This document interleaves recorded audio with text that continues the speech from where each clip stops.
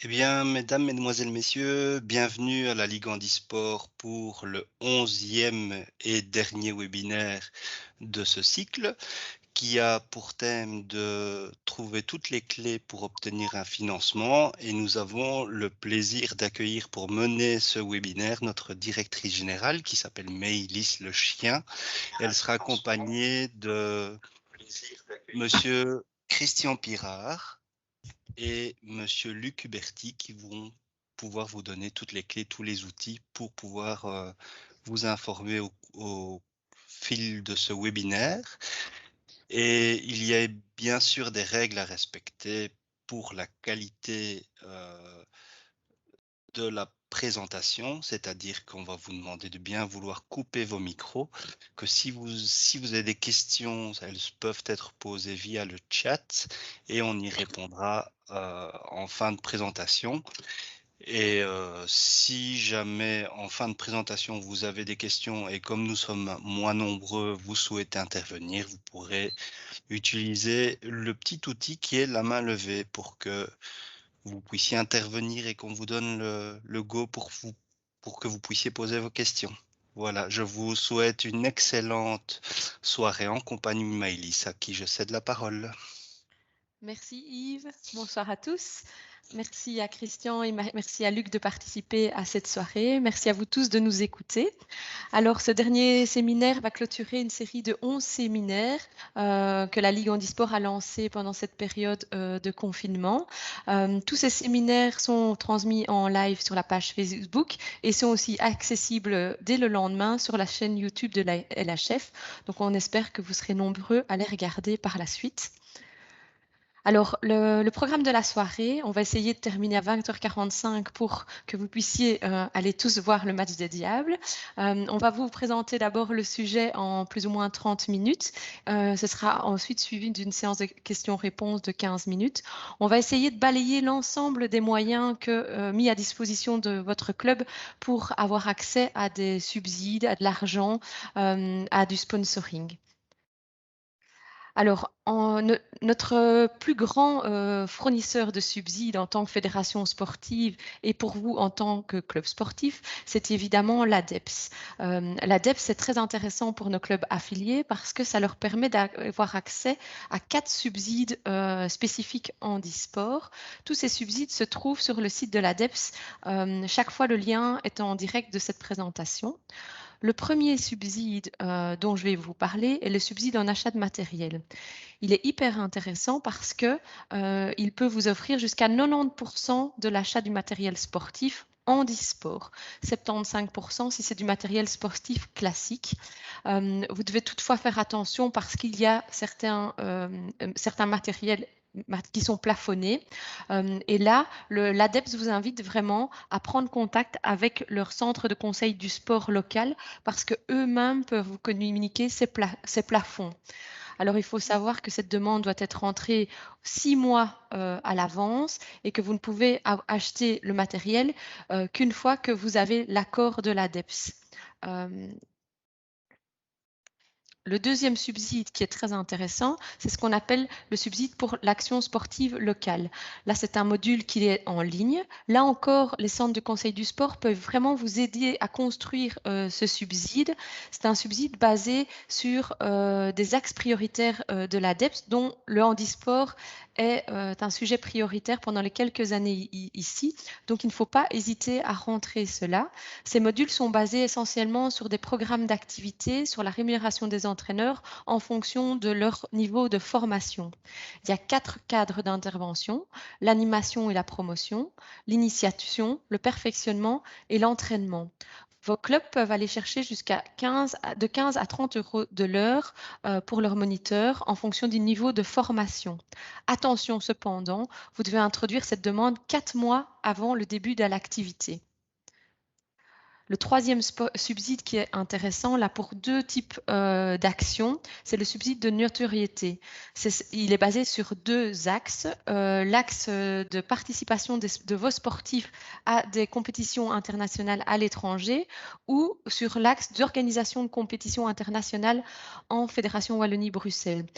Les montants approximatifs de subsides pour ce type de subside, c'est 2 500 € par activité. Ils peuvent prendre en compte différents frais administratifs de communication, de location de salle, de déplacement, de séjour. Donc c'est assez large de nouveau. Et enfin, le quatrième subside, c'est le subside pour personnes handicapées. Là, c'est un subside qui passe par la Ligue Handisport. En fait, la Ligue Handisport reçoit chaque année une enveloppe fermée de la ministre des Sports et cette enveloppe est complètement allouée et va directement sur le compte des cercles affiliés. Au niveau de la prise en compte des sommes, on va la distribuer sur base de critères qui sont la labellisation des clubs LHF et le nombre de membres affiliés à la Ligue Handisport. Alors, une des deuxièmes pistes pour trouver de l'argent, c'est CAP 48. Comme vous le savez, j'imagine, CAP soutient la Ligue depuis de nombreuses années dans 2 projets, CAP sur l'or et CAP sur le sport. Mais CAP a aussi mis dans ses axes prioritaires le sport et le développement sportif pour toutes les personnes déficientes. Il y a 2 moyens d'action assez intéressants pour vos clubs, qui sont le Lab CAP et l'appel à projet. Le Lab CAP, c'est une plateforme de crowdfunding. Il y a 2 appels à projets par an. Là, c'est assez intéressant, mais vous devez mobiliser vraiment tous vos réseaux sociaux, le réseau social autour de vous et faire assez de promotion de l'événement. Tandis que le deuxième moyen est beaucoup plus simple et plus accessible, je pense, pour des clubs comme les nôtres. C'est l'appel à projet. Il est lancé une fois par an et le dossier est à rentrer entre avril et juillet. C'est notamment un dossier qui vous permettra de financer des activités, de financer du matériel et aussi, par exemple, l'achat de véhicules. La Ligue a d'ailleurs rentré un dossier il y a quelques années et a obtenu un véhicule et je sais que plusieurs clubs l'ont déjà obtenu. Certains clubs ont obtenu des barrières pour le CC Foot par exemple ou du financement de stages à la montagne, ce genre de choses. Un troisième pourvoyeur de fonds assez important, c'est la loterie nationale. Je dirais, après avoir essayé plusieurs actes, qu'il y en a 2 vraiment assez intéressants pour nos clubs. Le premier, c'est le soutien d'associations à initiative sociétale. C'est un formulaire type à remplir sur leur site internet. Et là, vous pouvez par exemple remplir différentes activités réalisées par votre club. Le deuxième, c'est des appels à projets spécifiques à la Fédération Wallonie-Bruxelles. Et là, il y a plusieurs actes de développement, dont le sport et l'enseignement. Il y a même une troisième possibilité qui est autre, qui est complètement différente. Ce subside-là est assez facile à remplir. Par contre, il y a un délai d'1 an pour avoir une réponse et le projet doit être engagé 1 an à l'avance. Donc, il faut les reins solides pour que le club puisse avancer l'argent sans être certain de recevoir le financement. La quatrième piste, c'est tout ce qui est fondation. Alors là, je vous ai remis sur le site internet de toutes les fondations belges. Et ce que je conseille à tous les clubs qui désirent aller chercher de l'argent auprès des fondations, c'est de 1, s'abonner à la newsletter. Parce que toutes ces fondations envoient régulièrement des newsletters avec des appels à projets. Et donc, en quelques lignes, vous pouvez lire si on parle de sport, si on parle de déficience et du coup, rentrer dans le cadre de l'appel à projet. Si certains de vos clubs sont aussi désireux d'en savoir plus au niveau des fondations, j'ai à disposition des clubs affiliés à la Ligue un fichier Excel qu'on a développé avec mes collaborateurs que je peux envoyer aux clubs affiliés. Le 5e axe, c'est tout ce qui est contact avec les provinces.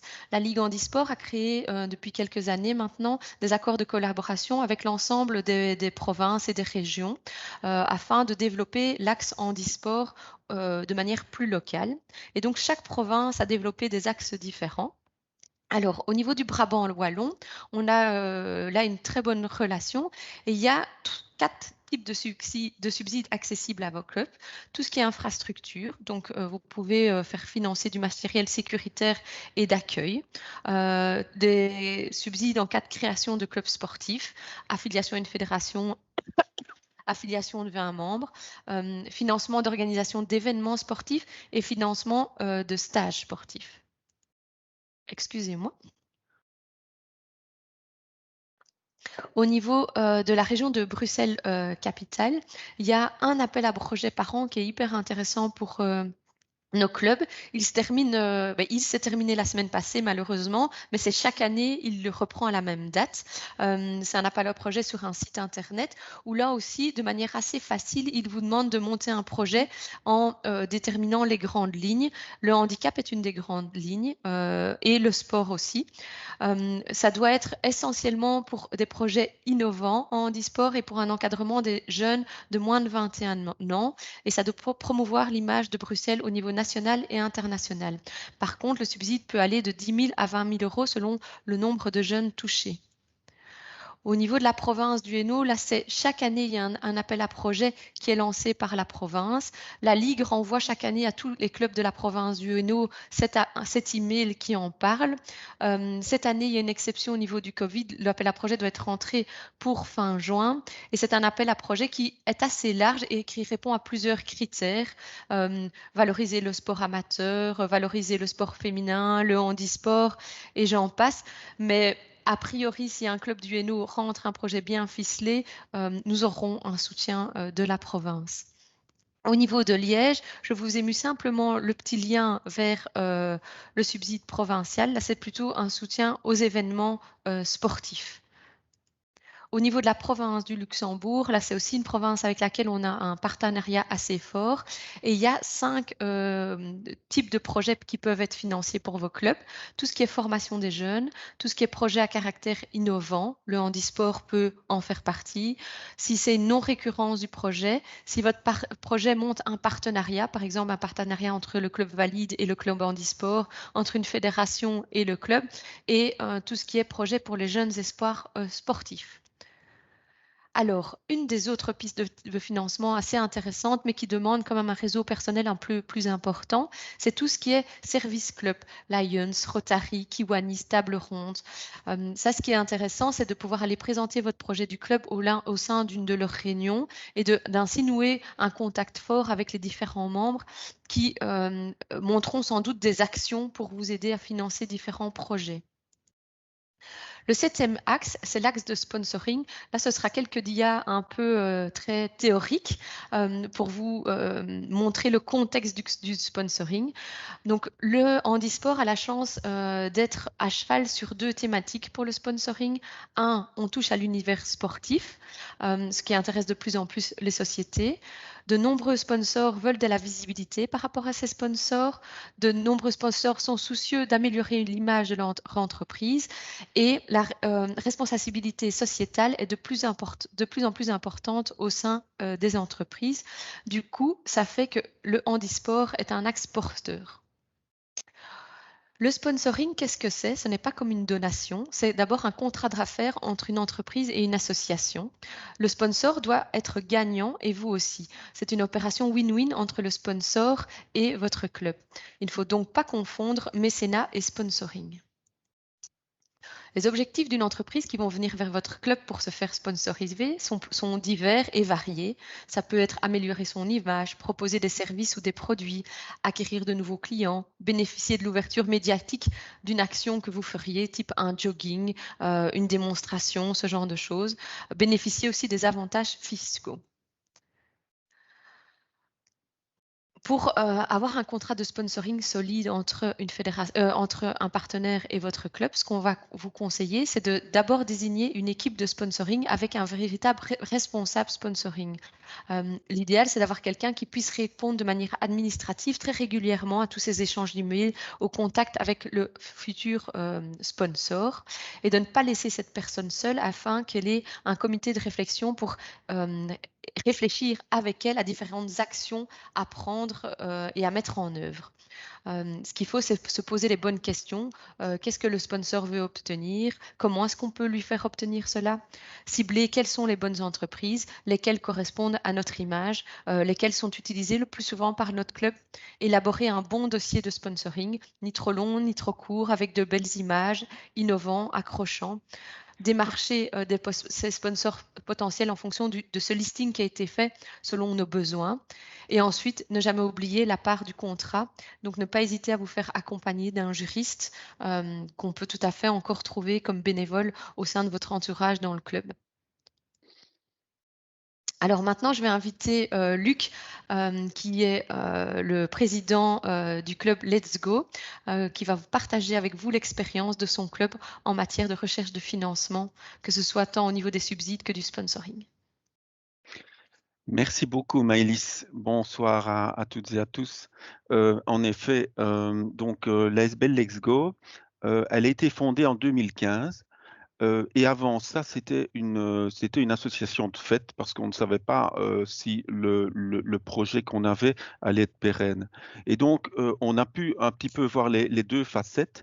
Et force est de constater que l'importance d'être constitué en ASBL, c'est supérieur en fait, notamment par rapport à avoir une personnalité juridique propre, mais aussi la visibilité qu'on peut apporter sur les chiffres de la SBL, sur les projets qu'on rentre, etc. Ça peut être un gage de sérieux par rapport à des futurs donateurs. Et enfin, pouvoir répondre à des appels à projets, ça Maëlys l'a souligné. Donc la SBL est vraiment à privilégier par rapport à une association de fait, mais l'idée est peut-être aussi de commencer par une association de fait et d'arriver effectivement vers une ASBL. Alors, on doit évidemment beaucoup travailler par rapport sur les réseaux sociaux de tout type et c'est vraiment super important. Nous, on a pu vraiment mesurer l'importance de communiquer un message fort, positif. On défend une cause qui est le handicap. Il y a plein d'histoires malheureuses par rapport au handicap. Eh bien, on peut vous assurer que le fait, même dans des situations malheureuses, le fait d'avoir de donner une image positive et même quelquefois, ça peut être un peu dans l'humour. Je pense que c'est très bien perçu. C'est bien perçu car les gens, ils peuvent s'identifier et ça, c'est important. Euh, c'est vrai qu'on doit rappeler que 80% des handicaps arrivent en cours de vie. Il faut souvent parler de ce chiffre parce que c'est vrai que ça prend au nez de tout le monde. Eh bien, on doit aussi relayer ce type de message et en faire un message fort. Alors, on a, nous, au tout début de la SBL, on a dépensé un peu d'argent pour pouvoir faire un dossier de presse. Un dossier de presse, ça a été fait par une petite agence de communication. Et ça, c'est vraiment important parce que le fait de pouvoir mettre des images, le fait de pouvoir raconter l'une ou l'autre histoire, etc., et de diffuser ce dossier de presse au niveau des entreprises, mais au niveau d'autres associations, des mutuelles, etc., ça nous a apporté vraiment pas mal de choses pour la suite. Ce dossier de presse, on le remet à jour chaque année. C'est en format PDF. Ça nous permet de l'envoyer. On le partage aussi sur nos réseaux. Euh, donc là, je reviens encore une fois là-dessus. Il faut vraiment quelqu'un qui soit constamment à l'affût au niveau des appels à projets de de la Fondation Roi Baudouin notamment, c'est vrai, mais il y a plein de possibilités d'appels à projets, même de grosses sociétés. On a fait récemment Elia, on a fait le secteur bancaire, BNP Paribas. Il y a vraiment moyen faut aller sur leur site internet, mais c'est vraiment une mine d'informations. Alors, aussi, c'est super important de pouvoir communiquer de manière efficace sur ce qui est fait, ce qu'on fait avec l'argent des donateurs, quel que soit le montant. Là aussi, c'est un gage de sérieux. Comme beaucoup d'ASBL, on est une ASBL Let's Go où on est tous des bénévoles. On ne retire évidemment rien de l'ASBL, que ce soit en matériel ou même dans les équipements. Et ça, il faut vraiment le communiquer, mais il faut aussi dire ce qu'on fait avec l'argent qui vient dans la SBL. Donc, en toute transparence, il faut vraiment que les donateurs puissent voir tout le boulot qui est réalisé grâce à leur fonds, quoi, grâce à leur soutien. Alors, on revient encore une fois là-dessus, c'est de pouvoir c'est de pouvoir promouvoir l'engagement sociétal des entreprises. Maëlys, si tu veux bien avancer la dia. C'est avancé. Ah pardon, oui, j'étais toujours sur l'autre, pardon, c'est autant pour moi. Oui, donc promouvoir l'engagement sociétal des entreprises, c'est quelque chose, ben voilà, il faut se rendre compte qu'il y a 10-15 ans d'ici, pour une grosse société, c'était un peu sexy de mettre de mettre un sponsor sur des voitures de rallye. Maintenant, beh, avec tout ce qu'on entend au niveau, au niveau, enfin, ne fût-ce que les consommations de ces voitures-là, mais les sommes en jeu, etc., ben, ce n'est plus si sexy comme on dit. Et donc, on doit vraiment aller vers, vraiment vers cet engagement sociétal et c'est un bon moyen d'y arriver. L'organisation d'événements avec de la mixité valide et moins valide, c'est très porteur aussi. On l'a fait, on l'a testé, on a fait des triathlons en équipe avec valide, moins valide qui ne se connaissaient pas. C'est vraiment un gros succès parce que ça donne aussi beaucoup de visibilité à la SBL. Et en plus, bien ça montre un petit peu, les difficultés auxquelles on peut être confronté, et cetera. Franchement, c'est la mixité, c'est comme dans tout, c'est vraiment super important. Hem, comment alors encourager le partage, c'est vrai que la réussite de notre ASBL c'est aussi, via les réseaux sociaux, de pouvoir, encourager, un maximum de monde à partager. Lorsqu'on fait une petite conférence dans les écoles, on dit, on ne demande rien évidemment pour aller faire une petite conférence parce qu'on y va vraiment de bon cœur, mais ce qu'on demande en retour, ben, c'est que, les élèves, puissent un petit peu, parler autour d'eux de notre ASBL et de ce qu'on y fait, et cetera. Et ça, je pense que là aussi ça peut amener vraiment, ça peut amener le regard vers des investisseurs, vers même des particuliers qui veulent, défendre une cause qui est bien locale, et cetera. Le marketing digital. C'est quelque chose de relativement nouveau. Il y a des plateformes, de marketing digital, qui vont en fait, de par leur rayonnement, pouvoir, parler de différents événements qui vont, permettre de récolter des fonds. Et donc le gros succès du marketing digital, bah, c'est effectivement pouvoir utiliser les réseaux des autres personnes qui ne sont pas encore connues de l'ASBL. Et donc ça fait effet boule de neige et on peut encore beaucoup mieux partager notre objet social. Donc c'est vraiment quelque chose à suivre. Nous, on commence tout doucettement, c'est pas gratuit, mais je pense que le retour sur investissement peut être, vraiment intéressant. Donc là, c'est relativement nouveau. Alors, on revient là-dessus, communiquer, oui, on l'avait dit, communiquer largement. Hem, nous décidé de faire une petite boutique en ligne, pour vendre des objets personnalisés Let's Go. Là, ça permet effectivement, on a pu constater que ça permet à des personnes de s'identifier et quelque part, bah, de pouvoir porter, de pouvoir afficher leur soutien à une cause. Eh bien, ça peut être des petits objets, nous, c'est des t-shirts, tout classiques, mais ça peut être aussi, des casquettes ou des c'est très bien de pouvoir montrer, de pouvoir en fait, les personnes qui donnent de l'argent, elles veulent aussi pouvoir porter un objet de l'ASBL qu'ils soutiennent. Je pense que, c'est aussi quelque chose d'intéressant. Nous sommes sous le régime de la TVA dans l'ASBL. Ça a un retour intéressant par rapport à des sociétés, à qui on peut faire des factures de sponsoring, avec une contrepartie.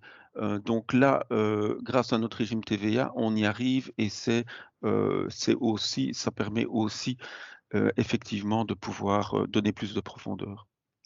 Alors, on a aussi appris à solliciter des sportifs, pour du parrainage. Très récemment, on vient d'avoir un ultra trailer qui n'a pas pu participer à une de ces compétitions à l'étranger, qui a décidé de le faire en Belgique et de se faire parrainer. Ben, c'est très sympa, ça encore une fois, on touche pas mal de personnes et ça rentre c'est de l'argent qui rentre dans la SBL. Alors, j'avais juste encore une chose, je pense que c'est la dernière dia, on a aussi une affiliation, où on donne pour chaque affilié, ben, on donne un t-shirt et ici on avait innové un petit peu avec ce qui se passe pour le moment avec un masque Let's Go. Et donc voilà, on fait ça chaque année. Ça permet aussi d'avoir des personnes dans la SBL qui ne sont pas spécialement branchées sport, mais qui veulent soutenir et qui veulent avoir une vue sur toutes les activités de la SBL. Donc voilà, on a une petite cotisation annuelle et ça, ben, ça permet aussi de faire fonctionner pas mal de choses au niveau de la SBL.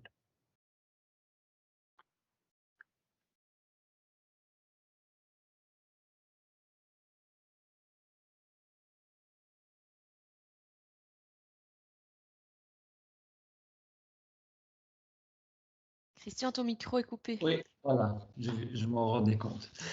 Bonjour à toutes et à tous. Et bien voilà, donc moi je vais parler un peu de l'expérience de Cap2 Sport. On a évidemment pas mal de points communs avec Let's Go, donc j'irai un peu plus vite sur cela et parler un peu plus amplement de ce qui concerne Cap2 Sport. On était également association de fait et on bénéficiait d'un projet Cap sur le sport, qui est un projet entre Cap 48, la Ligue e-sport et 3 centres de réadaptation de l'ULG, l'UCL et l'ULB. Mais on n'a pas bénéficié parce qu'on a dû être ASBL. On a créé Cap2 Sport en 2017, ce qui nous a permis d'avoir ce financement qui consiste en un temps plein et l'achat de matériel. Temps plein qui nous a été récemment pérennisé grâce à la VIC. Tu peux passer, Elise. Alors, Luc vient de parler de cotisation. On a un horaire qui comprend 13 sports différents par semaine. Donc, on paye des moniteurs, on paye du matériel adapté, on a pu acquérir des camionnettes également. Donc, voilà, il est un peu normal de demander une cotisation aux membres. Le tout gratuit, ben, ce n'est pas possible. Et ces cotisations comprennent, comme je disais, le matériel, la location des infrastructures, que ce soit un terrain de tennis, un couloir de natation, entrée à la piscine, etc. Donc c'est vraiment un bon petit plus qui nous permet de vivre un peu plus facilement chaque année. Merci Mélis. Et donc, pour financer, donc Cap 48 et la Ligue e-sport financent donc le temps plein, mais pour financer justement tout ce matériel, ces cours, ces profs, ces moniteurs qui donnent cours, et bien, on organise des événements. Certains existaient déjà bien avant la formation, la création de Cap2 Sport nous a permis d'acquérir pas mal de matériel depuis 2005, le fameux jogging destiné en courant ou en roulant. Et donc, on organise plusieurs événements sur l'année. Ces événements nous permettent évidemment d'aller chercher du sponsoring. Plus on en organise, plus on peut toucher des sponsors différents. Et on essaye évidemment qu'un sponsor, sauf s'il y a une demande de sa part, mais qu'il y ait un sponsor pour un type d'événement. On ne va pas solliciter évidemment tout le temps les mêmes sponsors, sinon à un moment donné, ils vont se lasser, ils vont dire qu'on exagère, ce qui est tout à fait logique. On n'a pas créé une ligne de textile, mais par contre, chaque année, on vend divers produits. On a eu une vente de vin qui a très bien marché l'année passée. Et alors aussi, comme Let's Go, on est régulièrement, grâce à la communication que l'on fait, on est fort sollicité. Évidemment, des sortes de revalidation, donc on a beaucoup de patients aussi, mais on a soit des patients, soit des membres ou des sportifs qui proposent d'organiser quelque chose pour nous, que ce soit un jogging, une marche parrainée, suite par exemple à une sensibilisation dans une école. Donc, on a régulièrement, comme ça, tout au long de l'année, des soutiens individuels, petits, moyens, plus conséquents et qui viennent vraiment bien à point pour financer toutes ces activités. Et évidemment, chaque fois qu'il y a moyen d'aller chercher des subsides, les subsides dont Maëlys a parlé, avec en province de Liège, il y a le fameux prix Ardent que nous avons remporté cette année, c'était quand même 10 000 € à la clé, mais voilà, il y a tout un dossier à remplir, quel que soit le subside qu'on sollicite, et ce dossier est parfois conséquent, d'où l'importance, comme Luc et Maëlys l'ont signalé, d'avoir quelqu'un qui s'occupe de ça, qui suit les dossiers, qui est au courant et surtout qui les suit de manière hebdomadaire, voire mensuelle pour certains. Donc, on communique énormément sur les réseaux sociaux, Internet, on communique par mail. Et alors, ce qui est important pour nous SNE, parce qu'on est un centre de revalidation, on a beaucoup de monde. La première chose, évidemment, beaucoup de personnes chez nous connaissent Cap2Sport au sein de l'institution, mais quand même, on a quand même pas mal de patients externes. Et quand ils voient un petit logo, une petite publicité Cap2Sport, s'ils posent des questions à l'un de nos kinésithérapeutes, la secrétaire, la fille qui est à l'accueil, il faut absolument que cette personne-là puisse répondre et ne laisse pas les gens dans le vide. Donc, le premier contact avec Cap2Sport, il commence là. Si évidemment ils ont une fait nous recevoir chaque fois qu'ils posent des questions, ben, les personnes, ben, elles s'en vont. Donc, il faut au moins qu'on puisse avoir, que le personnel puisse nommer un référent et lui donner le moyen d'entrer en contact avec lui. Donc, je l'ai dit, on se fait connaître, que ce soit dans les écoles, on fait des présentations dans les clubs services, dans d'autres centres de rééducation, on participe à des salons, des événements, des tournois divers. Donc, on essaie vraiment de se faire connaître à tout niveau. Et comme ça a été signalé, on informe les sponsors de ce qu'on fait. On ne prend pas l'argent des sponsors pour revoir les frères. Petite anecdote, l'année passée, nous n'avons pas organisé notre jogging des SNE, qui est quand même notre grosse activité de l'année. Eh bien, les sponsors nous aident depuis pas mal d'années, ils nous connaissent, ils nous ont quand même sollicité pour qu'on leur envoie une facture malgré qu'on ne réalisait pas le jogging. Donc, on a allé chercher quand même plus de 6 000 € rien que parce qu'on a cet entretien sponsoring régulier avec eux et ils voient de toute l'année que leur argent sert à telle ou telle activité et qu'on aide énormément de monde. Les événements, ben, il faut les préparer. C'est de l'organisation, il faut impliquer chacun doit avoir ses responsabilités, il faut pouvoir déléguer, donc ça fait partie aussi, la qualité d'un événement et du suivi qui va en découler est vraiment très important également. Mélisse, merci. Donc voilà, comme Luc le disait, on véhicule, bien sûr, on essaye toujours de véhiculer un message positif et fort. Que ce soit au niveau de l'événement, au niveau de Cap2Sport, il faut être disponible, et bien souvent pas uniquement pendant les heures de bureau, en tout temps, que ce soit sur les réseaux sociaux, un mail, un messenger, il ne faut pas laisser les gens dans le vide non plus à ce niveau-là. Quand on a des excellentes idées, ou même des idées qu'on trouve parfois un peu loufoques, mais qui viennent de jeunes, qui sont en accord avec leur temps, ben, il faut les laisser venir, les analyser, en parler, et pourquoi pas partir avec eux si ça se met. La gestion administrative, elle est importante. On l'a signalé déjà, mais il faut vraiment taper sur le clou pour dire que sans ça, vous n'aurez pas ça fonctionnera beaucoup moins bien. Il n'y a rien à faire. Il faut répondre aux mails et ne pas laisser les gens dans le vide, avoir une compta sérieuse et suivre tout ça en même temps qu'un réseau de contacts qui est vraiment nécessaire et qu'on acquiert évidemment au fil du temps. Donc voilà ce qui est du fonctionnement de Cap2Sport. Merci à vous. Eh bien voilà. Merci à tous pour ces informations qui étaient claires, complètes et bien utiles. Je vais vous proposer, enfin à toutes les personnes qui assistent à ce webinaire, de pouvoir poser leurs questions si vous en avez. Et vous pouvez le faire soit via le chat ou en levant la main, vu que le nombre de participants est un petit peu plus réduit. Donc, si vous voulez, vous pouvez lever la main et intervenir en activant votre micro quand on vous donne la parole. Ou utiliser le chat si vous le souhaitez. Donc, on vous écoute.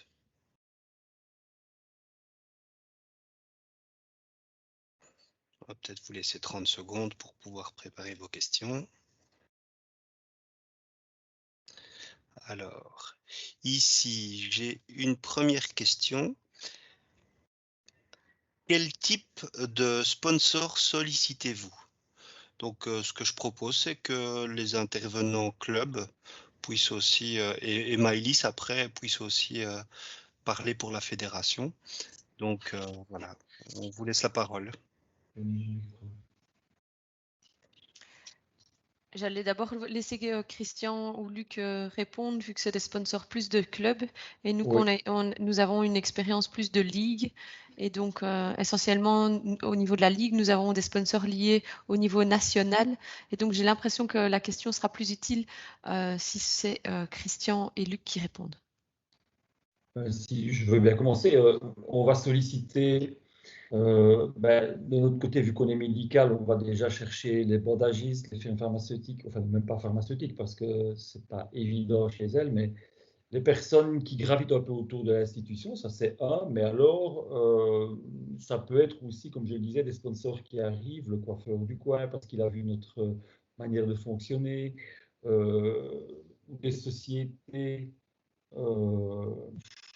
comment dire, la richesse d'Esneux, c'est qu'on a énormément de personnes qui gravitent et qui passent par l'hôpital. Donc, on a, quand on soigne un kinésithérapeute, quand on soigne quelqu'un qui travaille dans telle ou telle société, évidemment, on a des entrées un peu plus faciles. C'est quelque chose qu'on a peut-être oublié de dire, c'est que le sponsoring, que ce soit au sein d'un club service, d'un Rotary Club d'Alliance, club d'une société, sera d'autant plus facile que vous connaissiez quelqu'un, évidemment, dans cette société. Et si besoin est aussi, on propose nous-mêmes de se déplacer avec, on a quelques vélos adaptés, avec nos vélos et de mettre en situation le personnel de la société pour participer à l'activité et les sensibiliser. Mais ça peut être aussi avec des voleurs de badminton et raquettes. Ou, voilà, donc ça peut être les sociétés qui gravitent autour de l'hôpital ou alors d'autres via notre personnel ou nos membres.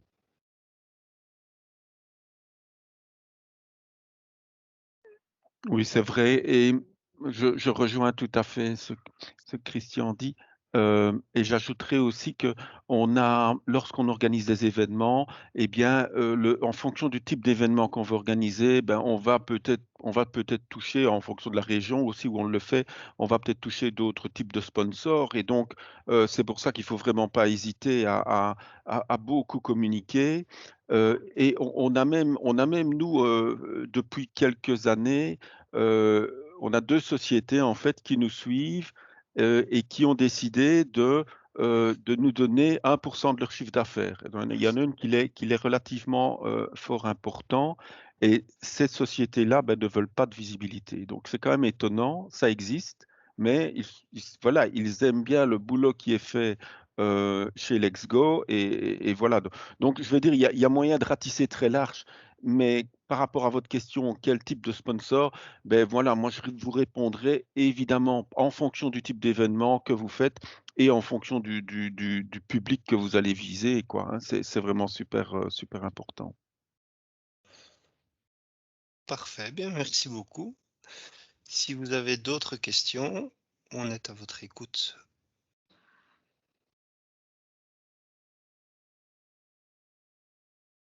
Je ne sais pas si vous souhaitez intervenir via votre micro.